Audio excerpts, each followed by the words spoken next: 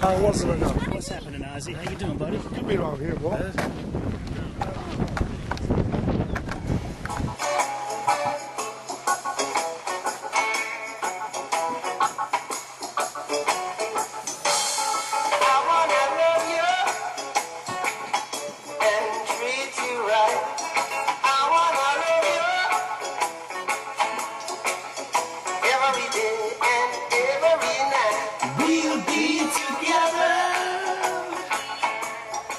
We're back together again. D Huff and Nasty Show in the lair. Love. You know what love is? Feels like whew, a lot of love going around these parts. That's love. Anyway, we'll talk all about that, this, everything. I mean, how much better does it get right now? Well, the last couple of weeks. If wow. this, let me just say something. If this was me, it would be, give me that noise. That's what I'm saying. So, tell me what we're talking about, D Huff. Well, welcome back to the lair. Welcome back to the D Huff and Nasty Show. We forget that. Well, that's true. In case they don't know, we've got some MLB transactions. We do. We've got World Series. World Series. There's Giants among us. Anyway, riding dirty. We've got a little NFL player talk. We've got a bet of the week. We've been this week. We got a bet of the week. We've been this week. We are all over the place. We've got some moments with God. One good, one bad. Okay. We got college football. Just a quick little NFL talk. Because we do our NFL show at BBC on Sundays, so exactly. we reserve it for that. So, and we've got some national news. People are running for cover. We got an angry bitch out there. We got an angry bitch. Exactly. Let's get back to the Major League Baseball since it is World Series time. We haven't been here for a minute. So the Giants crushed my Cardinals in Game 7. Yes, they do. Marco Scudero, congratulations! What a series he had. He batted 500. Lights out. 14 hits. He tied the record. 2 walks, 6 runs, and 4 RBIs. Guess what? Lord. Guess what? Oh, you know what we could do in the beginning? We could show that Ozzy footage. You already saw it. Yeah, you just saw it. Whatever. Anyway, Ozzy Guillen. See you later. See you later. Yeah. Don't talk about the Cubans like that. Don't talk about the Cubans. Well, if you talk about the Cubans, just zip it up. You got to win baseball games. Zip it up. That's right. That's right. What he said. And what's this business about the Red Sox manager here? Tell me what's going on there. The GM of the Blue Jays is pissed because John Farrell, who was the pitching coach when the Red Sox won it, is now the Red Sox manager. They gave up a couple players. They sent Mike Avila as a shortstop for a reliever, David Carpenter. He was on my team this year. He was solid for about a month, and then he went abysmal. He went up, way down, and he came back up mildly, and just like you like your women to do, huh? Up and down. Thank you. Thank you for the fill-in. Yes, excellent work. Excellent work, Dion. And then there's talk of a fireballer from overseas, and ding dong ding ding boom. Yeah, he said, you know what? Japanese Baseball League. Can you pronounce his name? See ya. Shohei Ohtani. Shohei Ohtani. Shohei Ohtani. He's the next. He's coming to a Dodger. I say he's a Dodger. He's the next Yu Darvish. Oh, the Dodgers, man! I'll tell you what. But he's only 16 years old, and he throws 99. And he's 6'4". And he's 6'4".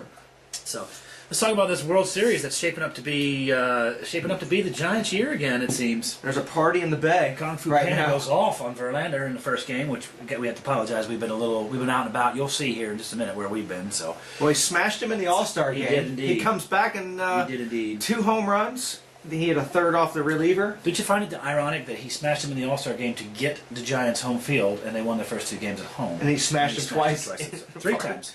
3 times. Well, he had 3. He had 1 for reliever. He had 2 off of the reliever. Okay, 2 off the... Yeah, you're right. Yeah.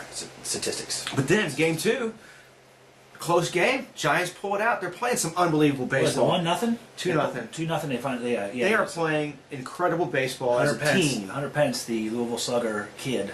He's the marquee Louisville Slugger boy. Yeah. He's just baseball. He wears the high short. He used to play for your team.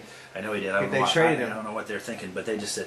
So, anyway, Giants are up 2-0. Game 3 is tonight. We've got throwing in that game. Vogelsong against Anibal Sanchez. I think Detroit, back in Detroit, wins this game. It's going to be cold. Detroit has to win this game. Yeah, well, they certainly do. Nobody's ever come back from 3-0 in the World Series. Never has happened. I think Detroit wins in that. Anibal Sanchez is throwing real well. Vogelsong is too. I mean, they're on a mission, man. They're tearing people up lately. You think that? It's gonna be cold. You think Cabrera was maybe lining people up?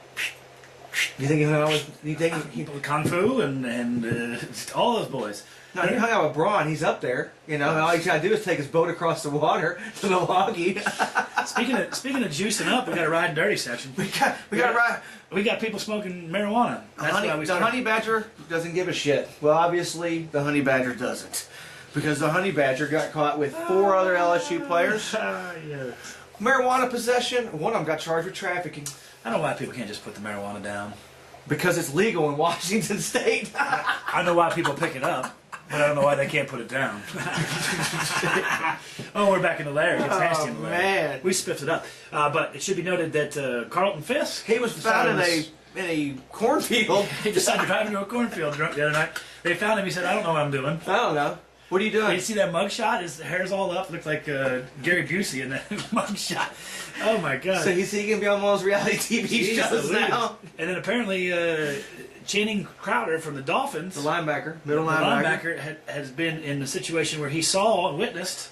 He witnessed Michael Phelps with young Jeezy smoking a doobie in the VIP room of a Miami nightclub. And then Ryan Lochte. And Ryan Lochte went to Florida, and he called him his long-haired, hippie, hothead swimmer. Ryan says the excuse is, not only do I piss in the pool, yeah, but I smoke a lot of reefer because we only swim 4 months out of the year. Maybe he pees in the pool because he's so high he doesn't even know where he is. Anyway, either way, those 2 guys are gold medalists, so maybe smoking weed might win you gold. Think about it. We got gold right Lance there. Armstrong, maybe you should have taken that approach instead of the juicing. There you go. There we go. Well, what I'm saying is this. Do you think they're smoking swag weed? Or is it the good stuff?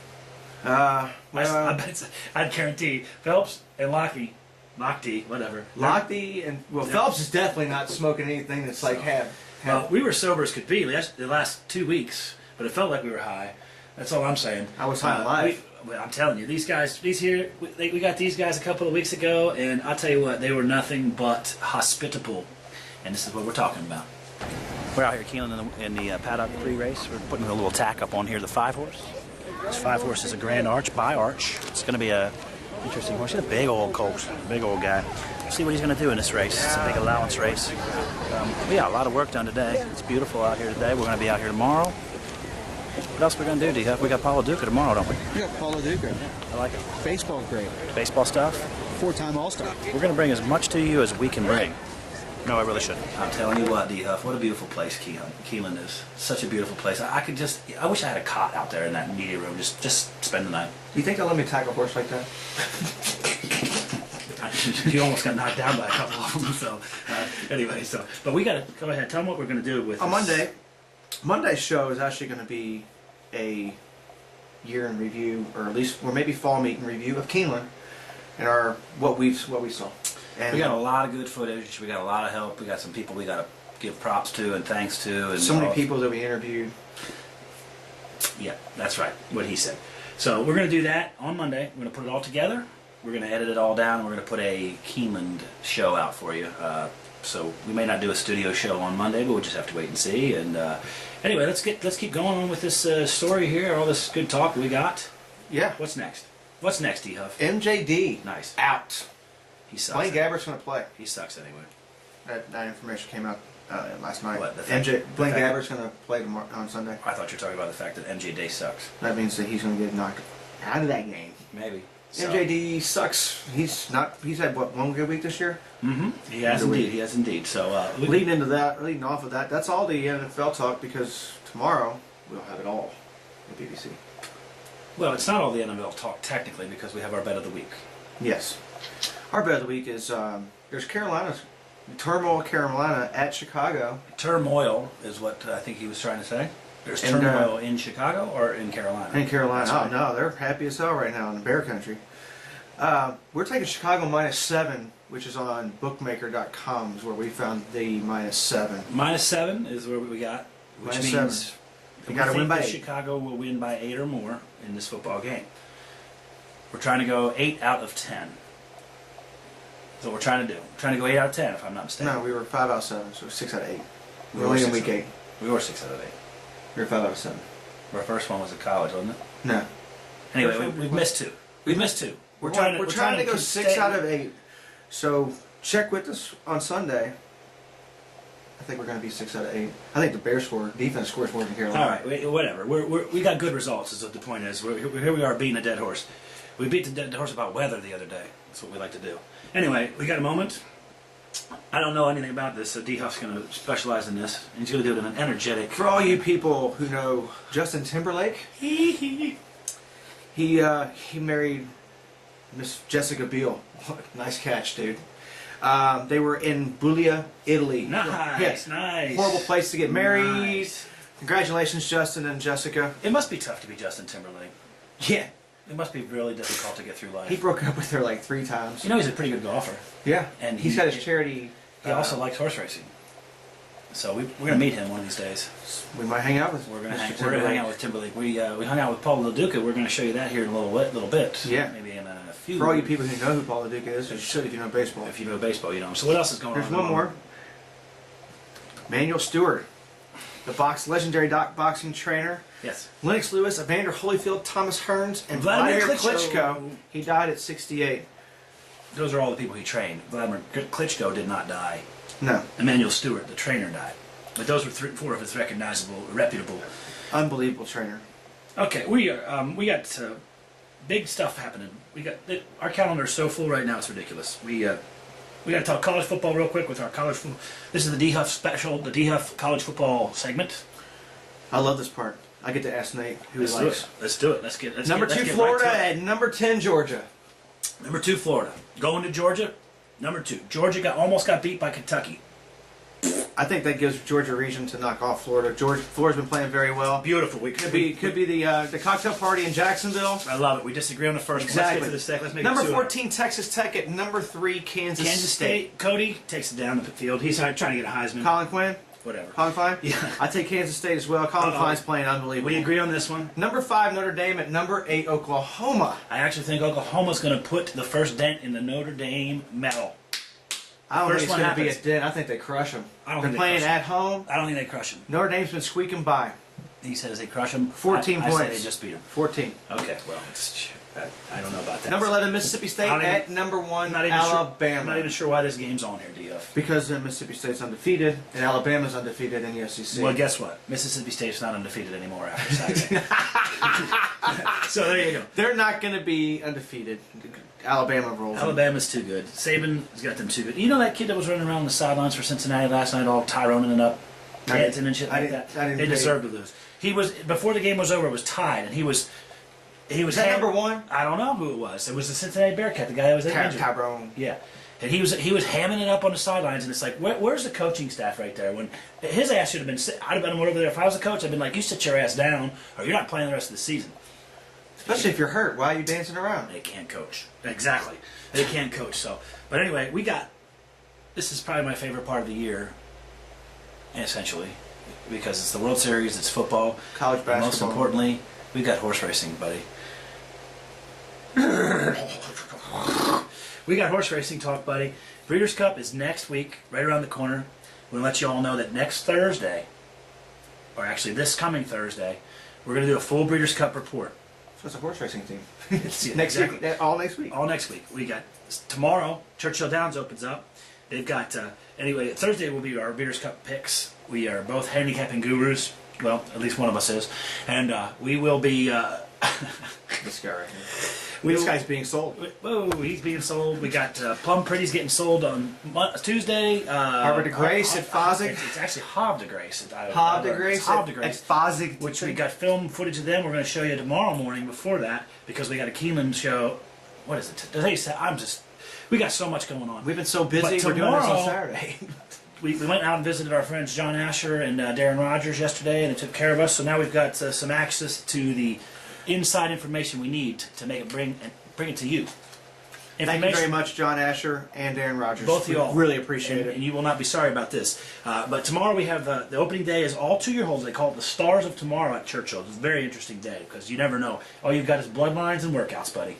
That's all you got. Bloodlines and workouts. And what they say, there's 27 of them are greatest stakes winners. 14 of them that came out of the races from that day. Winners. In other words, pay attention tomorrow, kids, because these horses are going to be around next year. You know, the first Saturday of May. You know, the ring a bell. First Friday.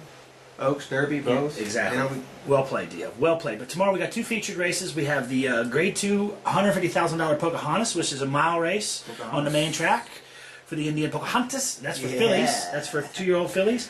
And then they follow it up with the Grade 3 Iroquois, which is also a mile race, but that's for colts. And someone will be there. That's all I'm saying. Someone will be there. So someone is going to be there. So we got a national news / moment with God, and I'm wondering what's going on over here with music. It's so ironic. I don't know. If you're down in the South, if you're in Florida, if you're on the coast, Sandy's a bitch. Sandy is making noise, and she's coming to say things to you. So she is, and this is kind of what you're going to hear. If you're going to hear us not tomorrow. Just yet. We want you to know that you can find us on all the social medias: Facebook, Google, Gmail, Twitter. Where else are we? We're about to Podomatic. We're about to be on Hulu. I just found out we could. We're going to be on Hulu. I mean, we're everywhere. If you don't want to be a part of this party, you don't have to be. But you know what the best part is? It's free. We'll see you tomorrow at Churchill Downs, and you'll hear. You're going to hear this.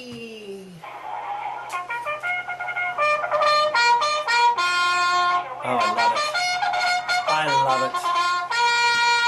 Best noise of all noises. DF and Nasty Show coming to you out here from glorious Keeneland. We're up in the media room. I'm here with my friend Paul LoDuca. Nice to meet you, buddy. Nice to meet you too. This guy right here, 286 lifetime average, 80 home runs, 480 RBIs, 481 RBIs, and one of the most impressive is from 03 to 06. This guy was in the All-Star game, which congratulations on all those Thank stats, you very everybody. much. So, let's talk about Keeneland first. Later on today, they got to pick 4, pick 5. You got a horse that stands out in that race sequence that you used? I like Queen's Award a little bit in that race. I think it's race number 8. It's a horse from Marcelino Pedrosa and Eduardo Caramori. Facing some tougher horses, but I think just the way he ran over the poly track here, he freaked last time. I think he runs back to that effort. He's going to be tough to beat again. Yeah, I like that horse too. He's won 2. So, and how about the Breeders' Cup coming up next Friday and Saturday? Do you have anybody that stands out for you in that Breeders' Cup sequence? Either way. Well, I think finally, maybe for America, we're going to get a Breeders' Cup Turf Champion again. Last time I think it was Johar when he hit it with that was a while ago. But I think Point of Entry is the real deal. I know he has some issues. They say that on shipping. Hopefully he'll ship okay, but I really think Shug has done a good job with him. I think Zor's That's right. Shug McGahee up has got it going. So that's I like that one as well for you. So, and then how did you? I know you were a baseball player for many years before you were an All-Star. How did this horse racing thing come about? Well, I used to shuck stalls at Turf Paradise when I was a kid. I grew up around the track. Arizona, right? Yeah, That's an Arizona track. Nice. My dad owned horses, so just grew up in the business and loved it. Owned horses when I played as well. So we had the opportunity to work for TVG and just love every bit of it and get to come out here to Keeneland every day. So how can you be not upset? Nick Hines and Maddie are friends of ours, so they're good guys. We all have to get together sometime and go out. You guys got to get better friends, you know that. No, believe me, I know. So, well, we thank you for doing this, and this is the last day we'll be out of Keeneland. We'll be out of Churchill. Are you gonna be at Churchill at all, or? No, I go home here on Monday and then get ready to go to the Breeders' Cup for a couple days, and then take some time off a little bit maybe, and then get ready for the Santa Anita meet, which is going to be after December, and TUG will be covering that. So pumped to be out in Santa Anita every day that's too. Awesome. Well, that's a good crew they got at TUG right now. So when you getting off time, fishing, golfing, anything? No, I watch the DF and Nasty show. There you go. You got to do it, man. Nice to meet you, Paul. Thanks a lot.